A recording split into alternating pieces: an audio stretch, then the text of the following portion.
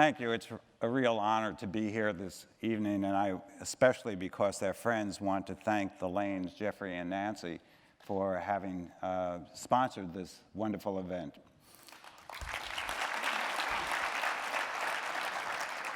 I have the great honor and pleasure to introduce and tell you something about our revered guest this evening, His Eminence Timothy Cardinal Dolan.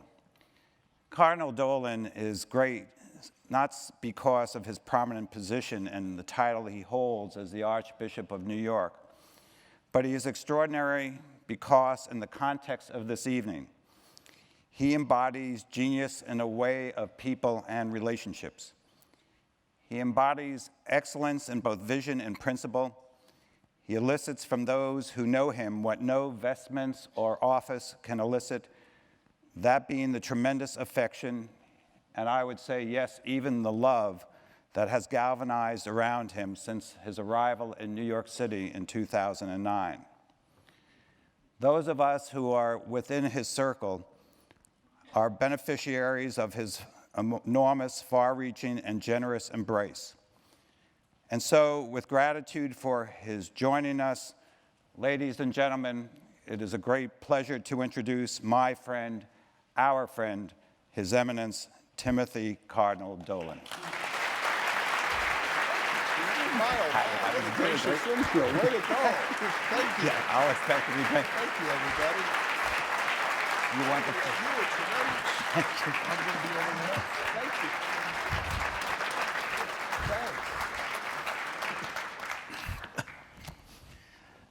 Thanks.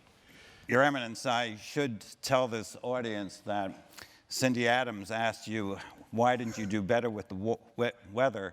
To which your response was, I'm in sales, not management. Right. Don't you forget it. Don't you forget it.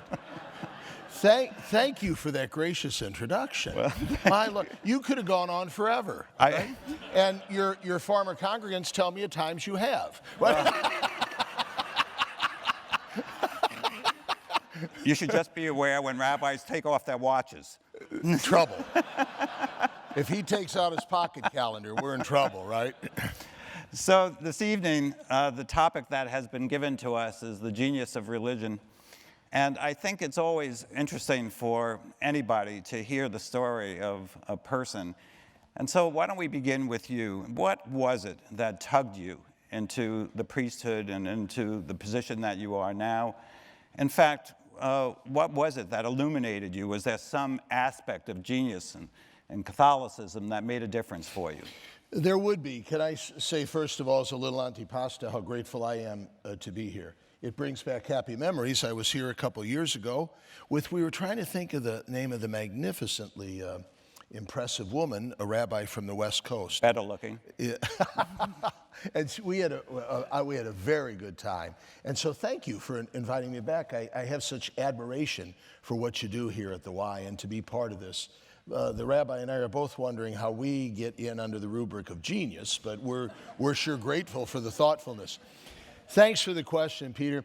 You know, all right, what attracted me to the priesthood? I guess you're asking what sustained my faith, what sparked it. I would have to say family. One of the ways that Jews and Catholics are very much alike is that we inherit our faith. And even though we both believe that faith is a gift from God, the vehicle of that gift is more often than not our family. So for a Catholic, for a Jew, you're born into the faith. And so I would consider it the greatest blessing in my life that I was born into a very happy, healthy, normal Catholic family. In no way were we uber Catholics, okay? My mom and dad were just kind of basic meat and potato Catholics who wouldn't miss Sunday Mass, wouldn't begin a meal without a prayer before the meal. We wouldn't go to bed without saying our prayers. It was not flashy. It was far from arrogant. My mom and dad were very fun-loving people. But in that very fact, Peter, they would have taught me that religion was just something that was part of you. Religion was natural. Religion was good. Religion was enjoyable. Now, that was deepened in the parish in which I was raised. You know, for Catholics, you would belong to a parish. I belong to a parish in Baldwin, Missouri, that actually was founded the year we moved out there. I was 4 years old in 1954 when Dad, thanks to a GI Bill loan, was able to buy a little house for $11,000 where we were raised. And the parish was founded that year, and the parish became the center of our life. The neighborhood was pretty predominantly Catholic. So the parish became the center. I'm just not talking about worship. I'm talking about school. I'm talking about sports. I'm talking about socials. You name it, the parish provided it. And so once again, you see what's going on here. Religion for me naturally became not something out there, not something extrinsic, not something imposed or not something impressive, but something very natural, something that kind of came from within and was just part of being, part of living. So it was natural, I think, because growing up in a happy, wholesome family as I did, and being very moved by the priests in my parish, that before too long, I started talking about being a priest. And that desire was tremendously supported, see, in the culture, the subculture in which I was raised. Once again, never anything oppressive or never anything pushed upon me, but a very natural affirmation of a desire that I felt comfortable enough expressing that I'd like to be a priest. And that's how I think it happened. You know, my recollection, and you'll, of course, correct me if I'm wrong, is that when you were made cardinal, your mother said, "Oh, Tim, he deserves it," and even more, which allowed me to call her the first Catholic Jewish mother. I remember. So, you know, when talking about religion, and when you began, you talked about religion with such ease. And that, I think, at the very outset raises a question for us. We talk about religion as a collective, as a, covering under the umbrella everything that is going to title itself as religion. Are we able to do that anymore? I mean, is it that that the genius of whatever religion is falls into every religion specifically, as well as to the entire nature of religion generally? It gets a little difficult, if this is what you're getting at, Rabbi. To speak generically of religion anymore is a little challenging, isn't it?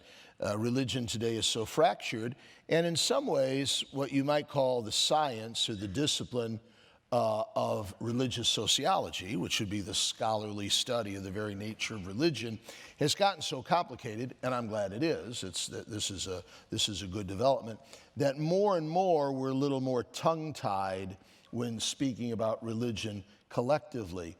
What do we mean by it? Religion, of course, if faith comes from God, as we believe it does, religion comes from us.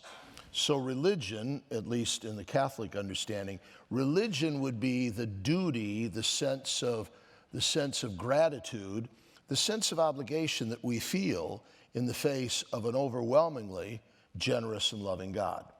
That when we comprehend with immense awe how loving and how generous and how gracious and how merciful, how good God is, we sense an obligation, we sense a duty.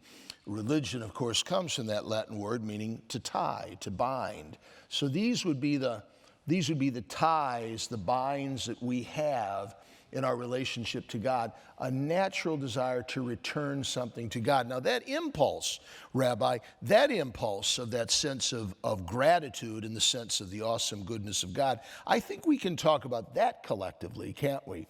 But religion itself seems to have become so complicated that maybe it's difficult to speak generically like we used to. Yeah. Well, we'll come back to some of what I think you're to. You were, I guess, referring, and we all know, for instance, we look at the United States, the role of religion. Very often, for instance, President Eisenhower is quoted, who's saying, religion is essential to the American enterprise, and I don't care which one it is. Now, that would be an example of speaking of religion in a generic way. We saw it in terms of the wrestling about the Constitution, in terms of what religion here. But the vocabulary has expanded, and quite honestly, even though I'm in the profession, I find it difficult. So people are equating religion, spirituality, faith, belief, as though they're equivalent. I mean, I have my sense, but how would you differentiate between religion and spirituality, for instance, and religion and faith, or any of the words that are now become common for an equivalent to religion? I agree with the rabbi. The thesaurus is becoming very diverse today. And what do we mean? Sometimes we're tempted to use these words interchangeably, and you're onto something in that we need to be a little bit more precise. So what do we mean by these different words? Faith, of course, is the gift from God, that we believe in him and we trust in him, okay? That's a gift that would be instilled within us.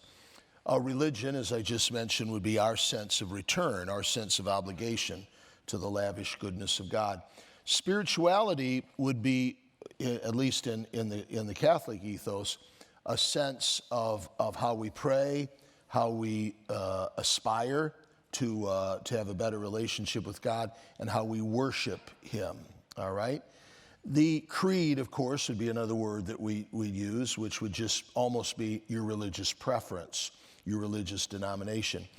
All these, of course, bring to the fore something that is an immense challenge to religious leaders, and that's what you've got in front of you this evening, two pastors, men who love their faith and who cherish their vocation to help other people grow in faith. In that today, pardon the bromide, but it's true, as most bromides are. That's why they're bromides. Pardon the cliche, that today we live in an era that has no trouble at all believing, but has a big trouble belonging. Now, a sense of belonging is something intrinsic to a genuine religious belief, at least in the Jewish Christian tradition. Our God has chosen to reveal himself as preferring to deal with us as a people, as a group, as a family. So a sense of belonging to that, a sense of belonging to a tradition, a community, the church, to use our word, for us would be essential to the religious proposition. Contemporary women and men don't seem to share that, particularly the younger ones. Now, that, folks, is a big challenge. It's a challenge for all organized religion. It's a particularly pointed challenge for organized religion, and here's two of them, that is inherited, that is passed on from one generation to another. Neither the rabbi nor I chose. He didn't choose to be Jewish. I didn't choose to be Catholic. I quote Jesus, we quote Jesus, who said, "You didn't choose me, I chose you." And we believe God chose us. That's tough today because our young people would seem to believe that if religion is going to be genuine, there has to be a personal choice. It cannot be presumed. It cannot be taken for granted. And I think both the rabbi and I would say there's some truth there, and that both of our traditions would say it is essential that even though we inherit our faith, part of religious maturity is that you freely integrate it. You freely it was very interesting because when you talked about what brought you in, you mentioned community after family. I mean, it was something that it was you were part of a parish that embraced you. This issue of community is very much antithetical to people's view of spirituality, which tends to be a somewhat individual, sometimes narcissistic You got devotion. it. It would be hyper-individualistic today, wouldn't it? Now, you all know, if you look at your kids and your grandkids, that that's just not true about religion. If you're at the dinner table, that's a community. Odds are they're on their, what do you call it? Okay? So they're not plugged into the community at hand. They've created some type of, what do they call that? Transient community. They have a community. They've created a technical community, perhaps, which, by the way, tells us something. That even though we might be hyper-individualistic, there's still that yearning to belong and to communicate. But the traditional communities in which I grew up, and which I find so sustaining, and which for me, I think was God's vehicle of handing on the faith to me, namely family, parish, a sense of cohesion, shared values. We both got it, shared feasts, an appreciation for nature and the cycles of the seasons that give rise to our holy days and all. Those meant so much to me, and those today are questioned. By the way, Rabbi, I think you'd agree that's enhanced in the American setup, which is more Calvinistic, right? You're not a Calvinist, neither am I. If you say it. But the American religious experience would be heavily Calvinistic, which would tend to be a little bit more individualist and a little bit more, I freely choose my own religion. It's not inherited.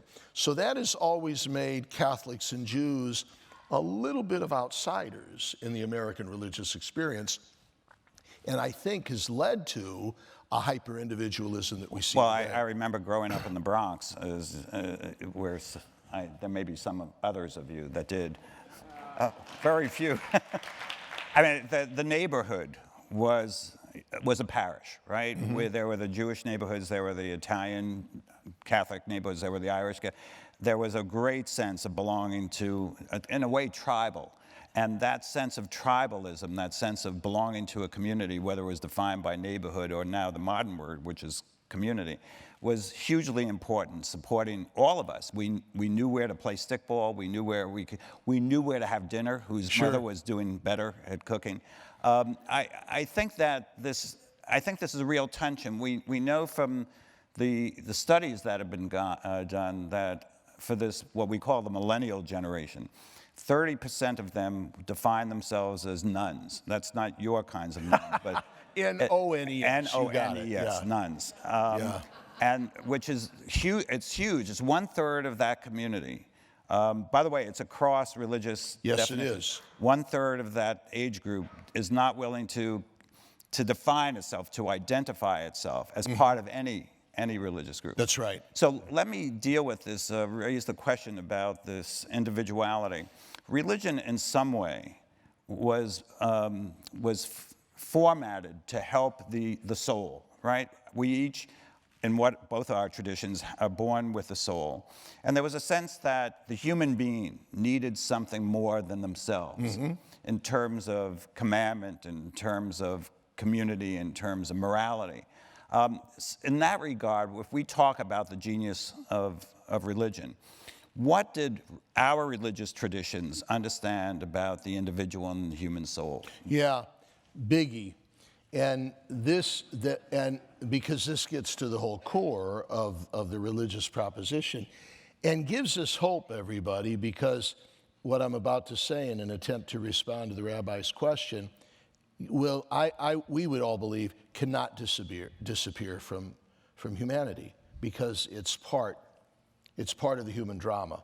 It may be disguised for a while, it might be eclipsed for a while, but it can never completely disappear, because the philosophers, the great wise students of human nature, who never heard of Judaism, who never heard of Catholicism, will posit that essential to the human person is a longing for the beyond. That we are, to use a contemporary phrase, we are hardwired for God. That we were created for Him, and that ultimately we're never going to be completely happy until we're united with Him for all eternity. Throughout life, we are tempted to find that fulfillment in other things. Some of them very good, because they remind us of Him. Some of them not so good, because they distract us from Him. That's called morality, trying to distinguish between those two. But we can never disguise the fact that the human person is created with a hole in his heart. And I'm not talking about a cardiac problem here. I'm talking about a spiritual problem. That every man and woman comes in sensing a certain amount of a lack of completion, that there's something else I need. The religious person will soon discover, no, there's really someone else I need, and that person is God.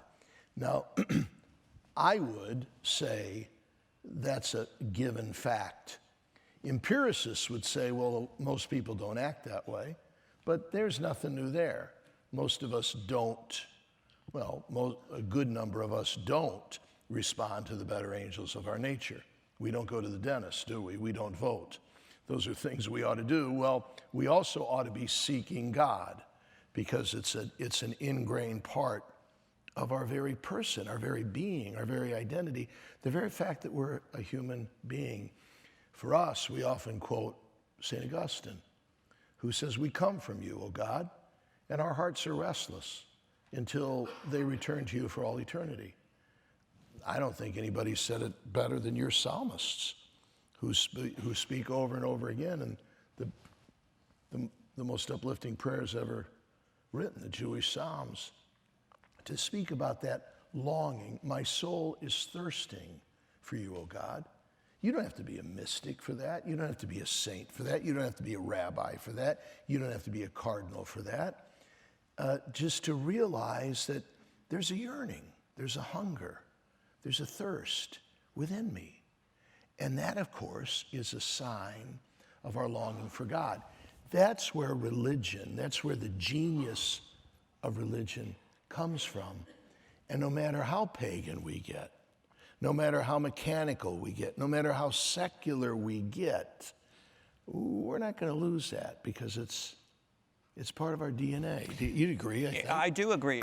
I would say that I bet much of the Jewish community that may be here this evening is really struggling with the idea that we return to God, that there's an eternality and immortality, which you mentioned, which is, you're absolutely correct. It's part of both of our traditions. Christianity took it from us. We borrowed. Right. We borrowed a lot of library you books. did. Okay. You did. Which is why we get along so well. You got it. But I would just, there's not a time, I don't want to discuss that, but the fact is what His Eminence was saying is so true in Jewish thought, that the soul does return to God, and that while the body will die, the soul does not, right? And that's something that Jews, especially liberal modern Jews, struggle with. So, but let's push this a little further. Please. The issue of, as you said, in this country at least, the Calvinist overview is that we're individuals, and that we have a right, we're in a certain way responsible for everything that we are and everything that we accomplish, right? So the question is, if that's true, so what is God's and what is ours? When it comes, for instance, to free choice, can one have at the same time a sense of providence and free choice, right? What is predetermined and what is not? What is the role in our own lives and what is God's? This is philosophy, folks. Did you know you were getting this? This is, the philosophers asked this. I think of the ones we had to study in school. I'm thinking of Boethius, for instance. You're giving me credit that I actually studied this. But what we're talking about is the classical clash between God's omnipotence and man's freedom, the freedom of men and women. For a Jew and a Catholic, we would believe very much that God is omnipotent. He is all-powerful. He's all-knowing. All is in his providential hands. We also believe that he gave us free will, and that we have the freedom to choose, and that we have the freedom to love or reject him. And how you can balance, how you can choreograph what seem to be two powers that are existing, almost clashing, is a tough one. And philosophers have spent a lot of time doing it. People who are real geniuses, whose names are probably up on that wall. I would reckon that Plato and Aristotle are up there somewhere. These are the true geniuses that have spent a lot of papyruses talking about this clash between human freedom and divine providence. Different religious traditions, as the rabbi hinted at, will give a nod a little more, while holding both, will give a little bit more emphasis to one or the other. But the answer comes in what to use the Latin phrase, the via media, the middle way, where you could balance the two of them, that God is omnipotent, God is omniscient, but he has decreed, he has willed that his omnipotence and his omniscience, that we would be vehicles of that, and that our free will would be an agent of extending his omnipotence and his omniscience. I don't know if that makes any sense. Our free choices then, to be in conformity or not to his divine will, that becomes the moral imperative for anyone who would take his or her relationship with the Lord to be normative in one's life. The free choices I make, are they consonant with what he's told us about himself, God, and about ourselves, and about the destiny that he has? I think you call that the law and the prophets. Yeah, I think, Jews are somewhat ambivalent. We often will say, when something we believe is fated, a good marriage, we'll say beshert, right? It's beshert. What does that mean? It means it's fated. But the thing about the Jewish sense of beshert is that Jews will only say it after it happened. Right? Yeah. Right? Yeah. We never say it's going to be beshert that. Sure. So we're real geniuses, right? In that regard. But the Jew also has the sense of, we have two inclinations in us, the inclination for good and the inclination for evil, the Yetzer Hara, the Yetzer HaTov, and that we need both, different from the sense that we're inherently sinful, that we need both, and free will is making the decision as to where you are on that fulcrum. Mm-hmm. So it's a real sense of that, and I think, and maybe we'll have a chance to come back to this, it is really a question of how you determine what is sacred and holy. Is that God's work, or is that our work? Mm-hmm. But in the way of edging ourselves into that conversation, we're living at a challenging time, a time in which religion, which Marx called the opiate of the people, is probably now in many people's minds the annihilation of people. We're watching what's happening in the Middle East with ISIS, with huge growth of anti-Semitism, the killing of Christians probably has gone on forever, but now attention has been brought to it. What is it that creates religions going awry, right? What is there a fault line there? Is there something that we can point to and therefore be cautionary about in terms of our own faith that causes that to happen? Is there what happens to the genius of religion in those regards? Look, neither of us are going to have the complete answer to that, but we have to ask that question, right? When I hope it would be clear from the two of us that we both believe religion, we both believe faith is extraordinarily important to the human project, to us as individuals, to us as a people. It's at the very core of what it means to be a human person. It also, because it is so essential to humanity, it also is explosive. It is something like the atom that can be split and used, nuclear power to cure cancer, or to level Hiroshima. It is something that can be used for good or for evil because it is so close to the most explosive force ever unleashed, namely human reason and human freedom. It's such part of us that it can be abused, it can be perverted, it can be misused. This, of course, complicates what the rabbi and I hinted at, a challenge that we have big time, in that we're losing many of our young people who are choosing to believe but not belong. So the polls will tell us that belief in God is still high, very high. Faith is very high. Belonging to a synagogue or a parish is not. Belonging to the church or to one's religious tradition is not. This is exacerbated, everybody, because of the nauseating perversion of religion that we see all around us. When religion becomes a source of hatred and division, when religion becomes an excuse to behead and to rape and to call for the extermination of a nation, or to despise a race of people or one's religious belief, as it is today, no wonder religion doesn't have a very good reputation.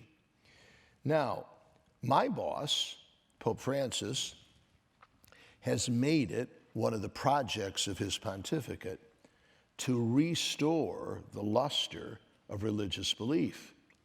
And in very blunt terms, he speaks about the fact that anyone who would use religion for hatred, or to beat someone down, or to kill someone, or to hurt someone, that's not religion at all.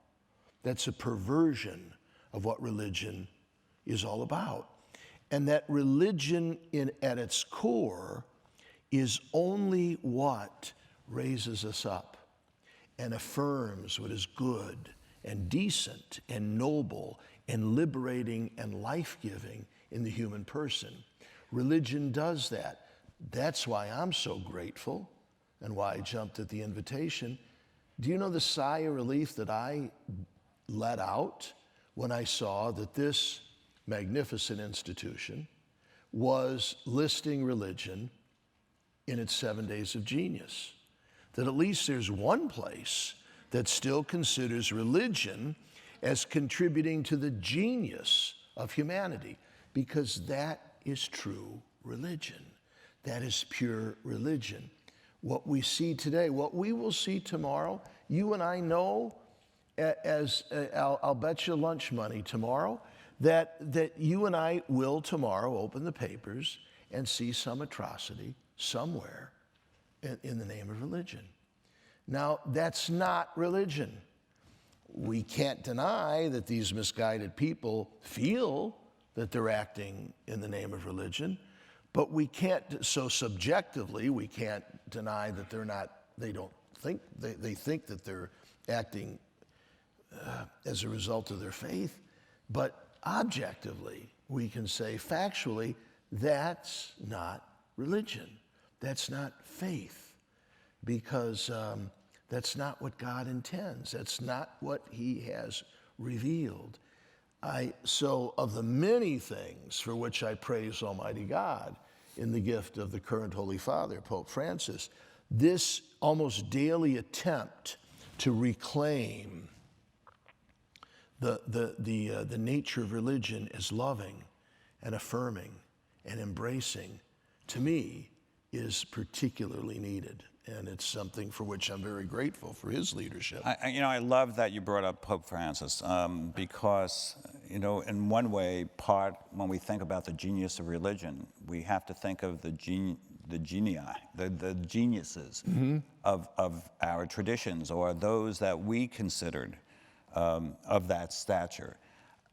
You've mentioned something about Pope Francis, and I think I can elicit from that a sense of why you would consider him a genius. I think, from my perspective as an outsider, it is his attempt to balance the traditions and the anchors with the realities of a new world. Are there other people, when you think back over both your theological education, but even more so your general education, who are the people that you would think of as being a genius in this matter? Yeah, I think we would all, there'd be two categories of geniuses. What's the plural of genius? Genii, I think, but it doesn't sound right.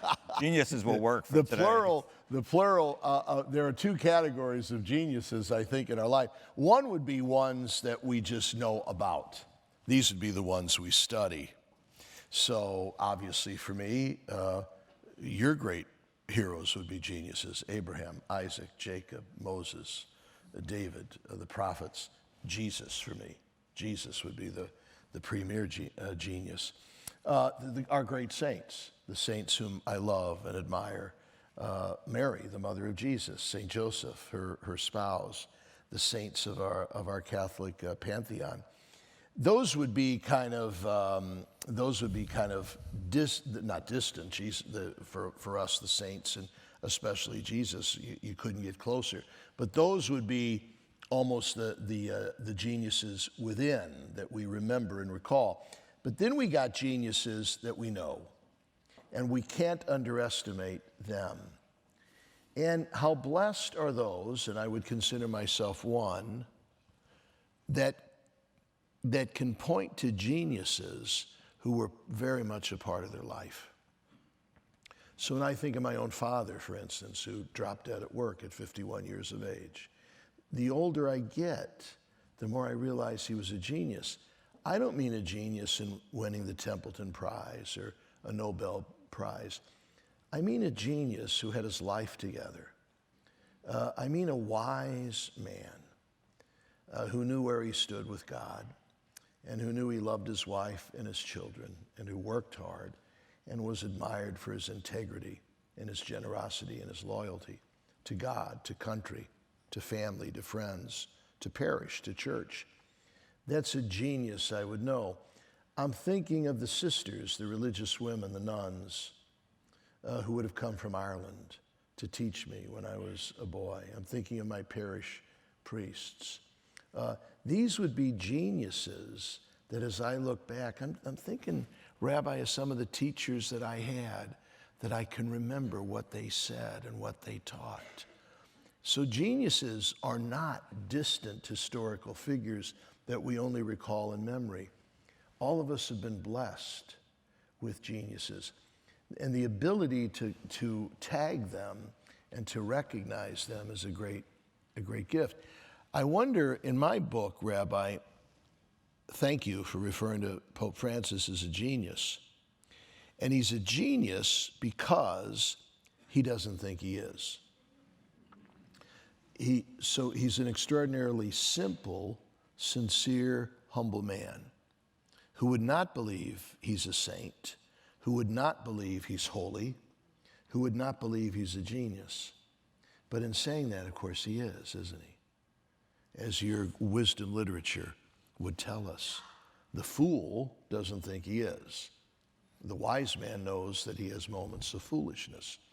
Pope Francis is a genius because he doesn't think he is. And we all sit back and say, yes, you are.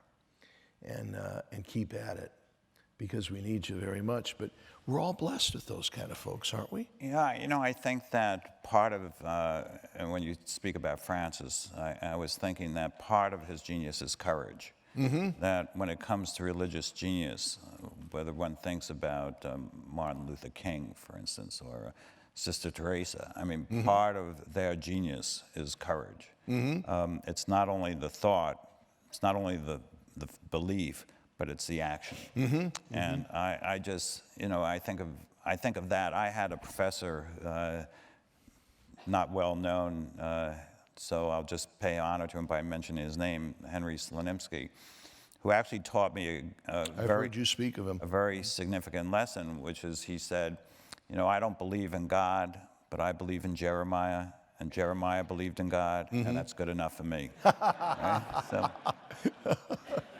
because I think that that's part of the struggle that we all have, and so, I would. By the way, somebody asked me who my genius would be.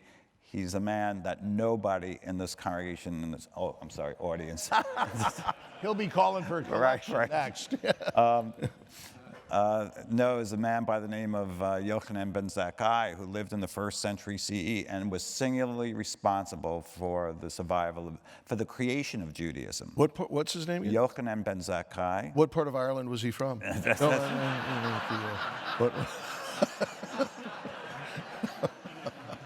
He was from the Jerusalem parish of, but was one who was courageous in rethinking what the old institutions, what they were not doing, and the need for new institutions. But maybe next year I'll give a lecture and we talk about the genius of the people we like best in history. I wouldn't mind that one. Way to go. We've gotten a few questions. Great. Don't applaud us. We might be back. I can't see. Yeah. Now I'm looking out. See it's a full house, isn't it? This is phenomenal. Well, on a horrible as night far as like lights this, are concerned, as far as the eye can see, it's a full house. Thanks for coming out. This is good. This is a great crowd. I just want to read, it's actually one quote and ask you to respond to it, and then we're going to get to the audience's questions. By the way, Okey-dokey. I'll give you a preliminary view of the first question is, what's the best a rabbi and a priest enter a bar joke that you've ever heard?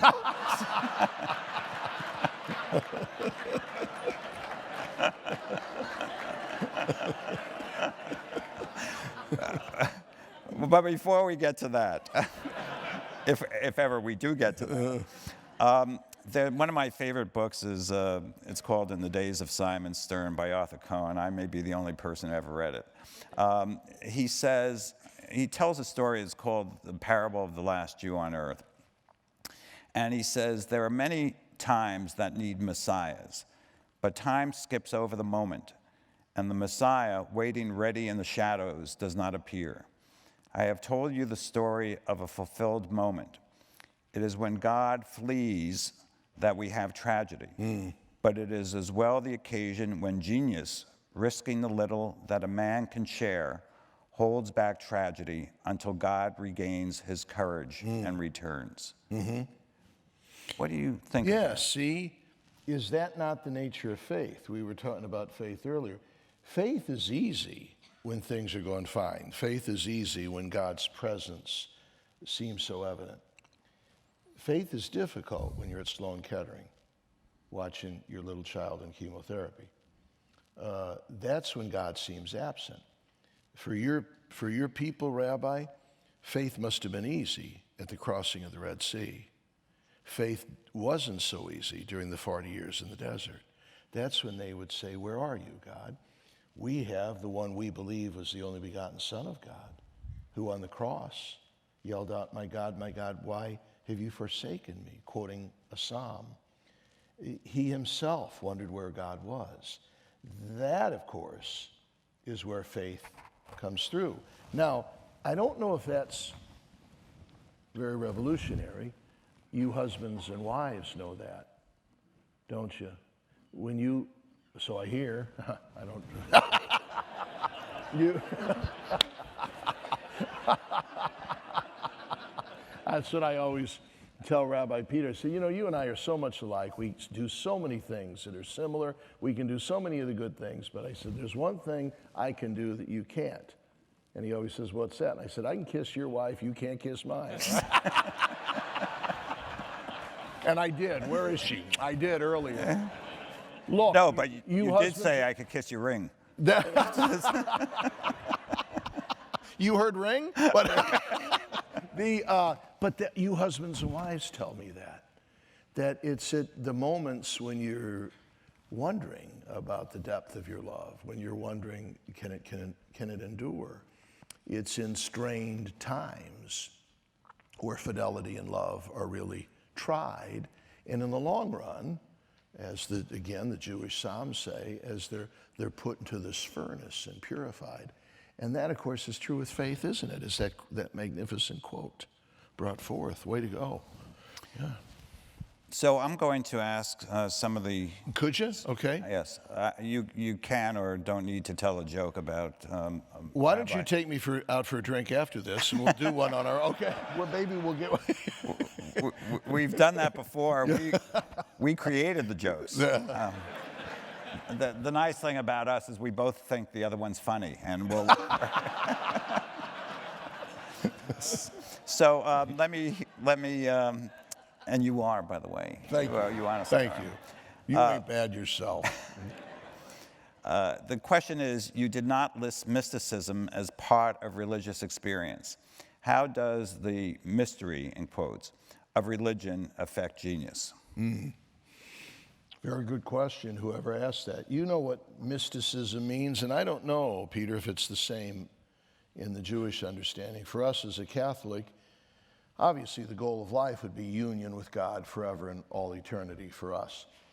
At this earth, in our exodus here on earth, in our sojourn here on earth, we would have rare times where we feel extraordinarily close to God. Now, I don't know about you, to me, those times don't come very often, all right? Periodically they will, and very often I recognize them in retrospect. And that's mysticism. So mysticism, for a Catholic anyway, would be that stage of prayer. If prayer is union with God, a union of heart, mind, and soul with God, mysticism would be those rare, extraordinary moments when we sense that we are united with him. Now, the saints would have that more often. I think I met one mystic in my life, and that would be Pope John Paul II. You met him as well. And to go into his chapel in the morning at 7 o'clock for Mass, and to go in there and to see him kneeling which he had been for an hour, and to see that you could almost sense he was in a mystical trance, and you could hear him groaning, and you could see him at times crying, or you could see him smiling, and you're thinking, something's going on. He wasn't trying to show off. He didn't even know we were there. That's mysticism. Now, we can't count on those high moments. The possibility, the fact and the possibility of mysticism, to me, would be an essential part of the religious genius. So whoever asked this question is on to something.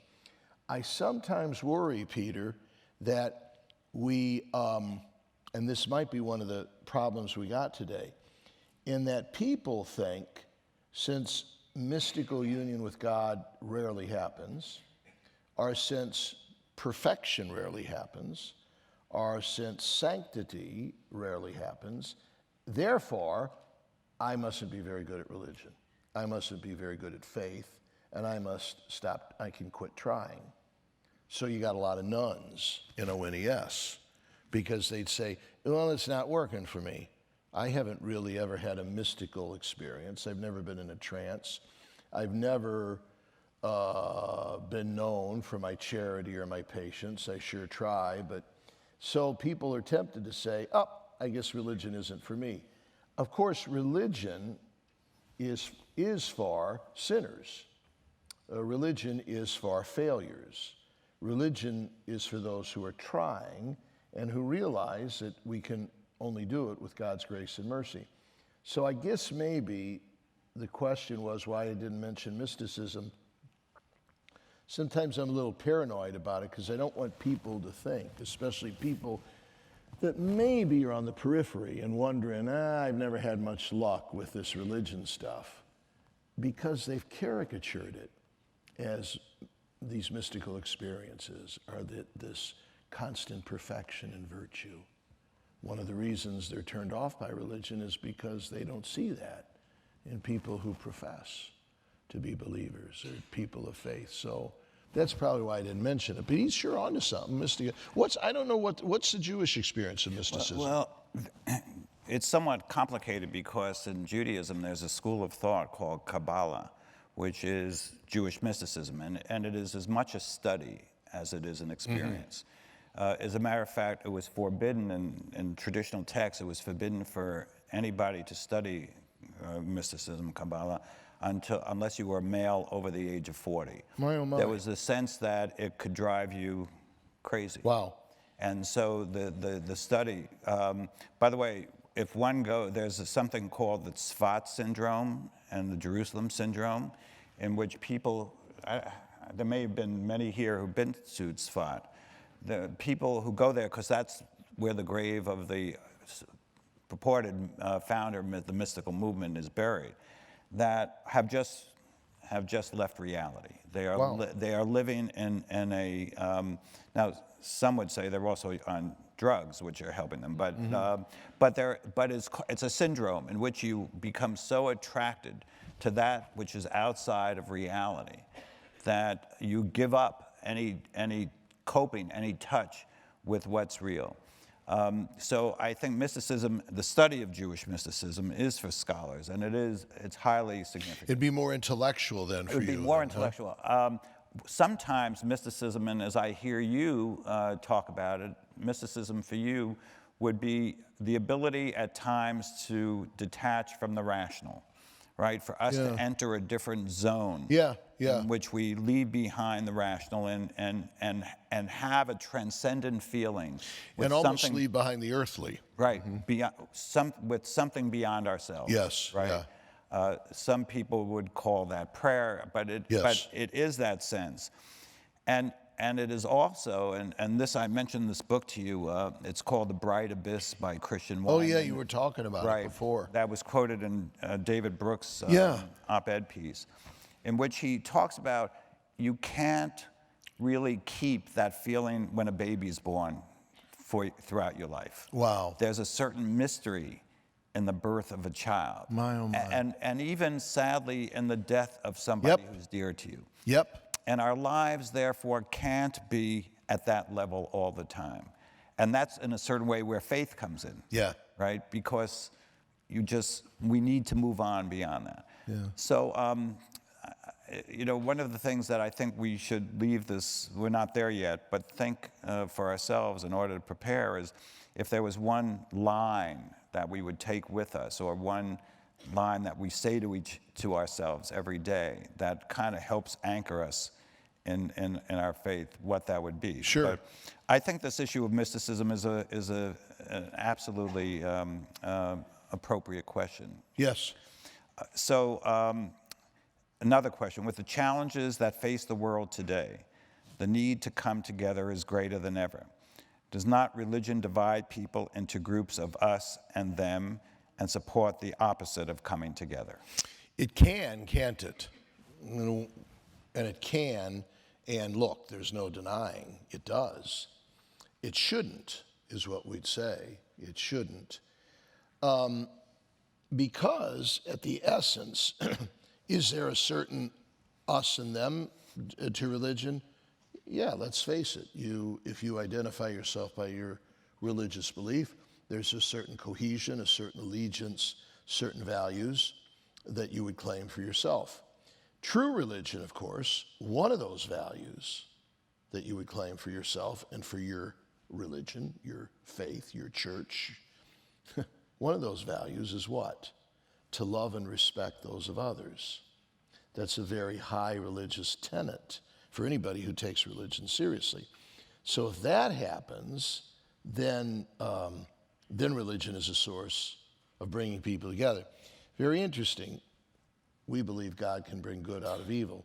We see a lot of evil today, particularly when it comes to religious persecution, whether that be what has been called Christianophobia, orchestrated, systematic attempt to exterminate Christians, whether that be the terribly tragic and unfortunate but verifiable rise again of vicious anti-Semitism.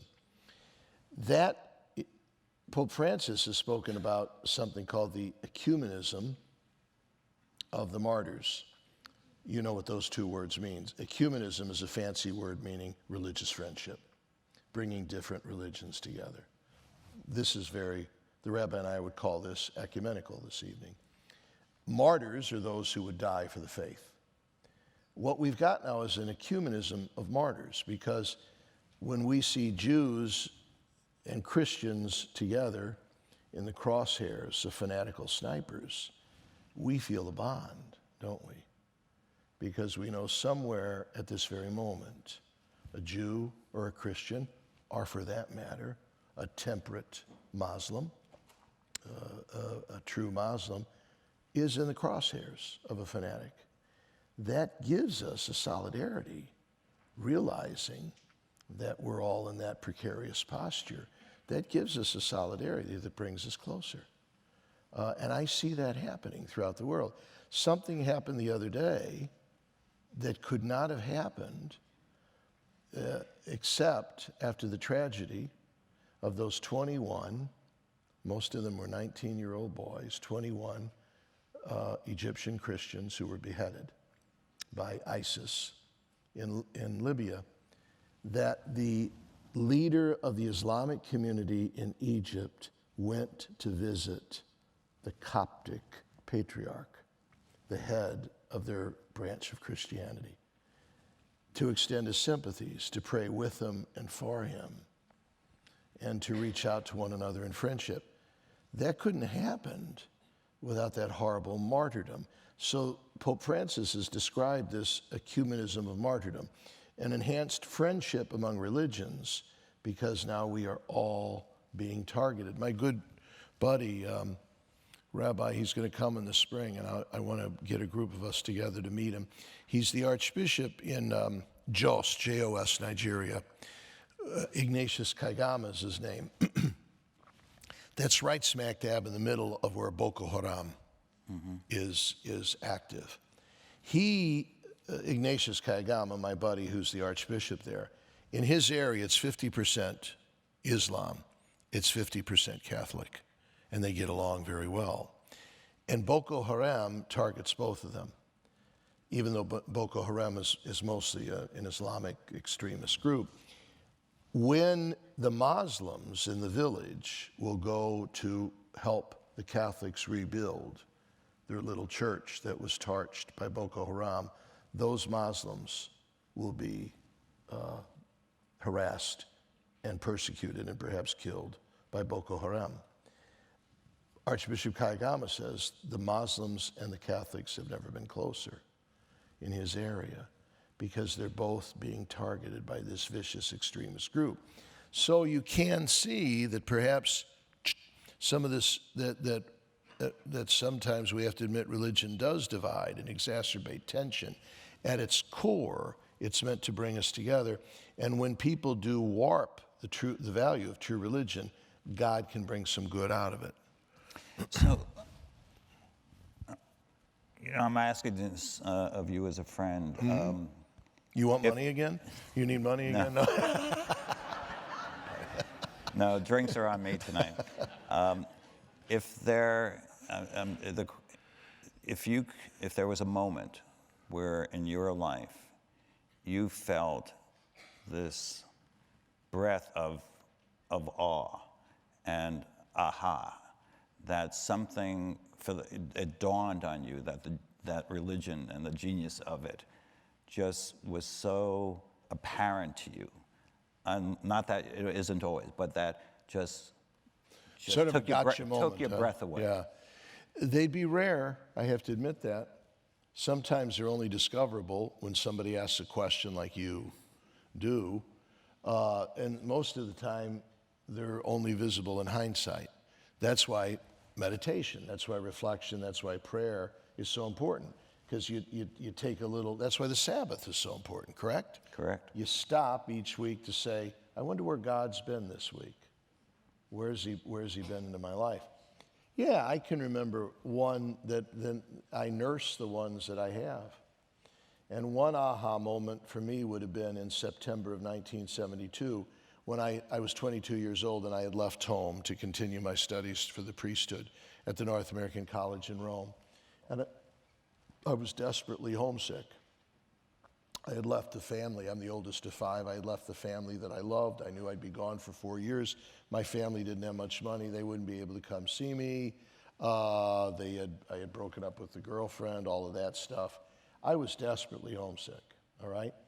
And I was really on the verge of wondering if God was telling me I wasn't meant to be a priest. I kept saying, if I'm this unhappy, is this your nudge that I'm not supposed to be here? And an aha moment came when a month into the stay there, all of us, the first year men, went to Assisi. Now you've heard of Assisi. Assisi is a little town in Umbria made famous by St. Francis. And I tell you, Peter, nothing special except that on the first Saturday morning, we got there on a Friday, and when I got up early, I wasn't sleeping that well, and when I walked down to the Basilica of St. Francis, and I looked at Giotto's frescoes, which give the life of Francis, when I prayed at his tomb, when I heard the Franciscans who were there chanting the Psalms, and when I went outside and looked at the Umbrian plain that was down below me with just this masterpiece of color and beauty, as Francis would have looked at it, it clicked. It clicked. And I felt the hand of God. I felt the whisper of God. I felt the touch of God saying to me, Timothy, it's all right. You are my beloved son. and this will work out. Trust in me. That was an aha moment. Those don't happen too often, do they? No. But boy, when they do, you relish them. Yeah, I think especially for those of us who are living through the lives of so many other people, to have it for ourselves is rare. I mean, the moment for me was when I was at a friend's bone marrow transplant. Wow. And they deliver in a, looks like a sealed freezer bag, what is going to be, is actually the life of someone else to be inserted in the person who's going to depend on it. And I realized not only was this beyond anything that I've ever thought of spiritual or heavenly or godlike, but I so understood the power of ritual that we did. There was a reason. We said a prayer, and suddenly I realized in a whole new way how our traditions, our prayers, were given birth by people who were facing the same mystery, the same loss, the same joy that we were, and we are the happy recipients of that legacy. That legacy, that tradition. And would you not say that one of the greatest joys of ministry that you and I are privileged to share in is to hear other people share with us their aha moments? It's our life. Yeah.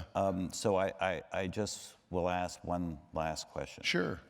And that is, if you could leave this audience with a line that they could take with them, perhaps to mull over one line from tradition, what would it be? I'm going to plagiarize from your Psalms. They're ours. Thank you. Only in God is my soul at rest. Only in God is my soul at rest. That to me says it all. That's what this longing, this hole in the heart that we're speaking of. Only in God is my soul at rest. That to me is extraordinarily important. Yeah. What about yourself? Well, it's the last line of a song that Jews sing practically every week and never read the translation. So they have no, we don't generally know what we're singing. I've noticed that generally you don't know how to sing either. Yes, we're in the same chorus. The line is in Hebrew, Adonai li velo ira. It's the last line of the Dolan song, and it means God is with me and I will not be afraid. Wow.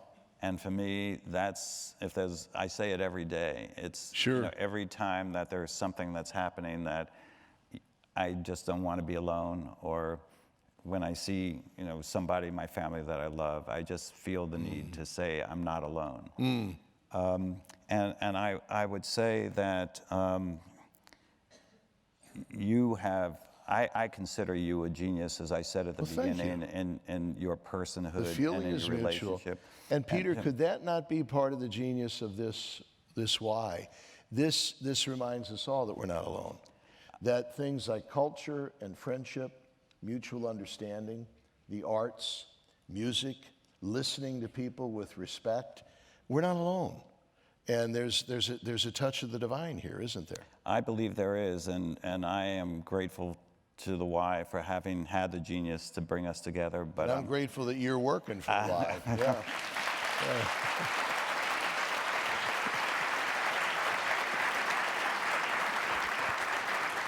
So, in conclusion, I want to thank all of you for being here. Again, the Lanes for having sponsored this evening. I would beg of you to be careful going home. Yeah, be careful going home. And I would hope that you would join me in thanking this great leader of New York. Thank you.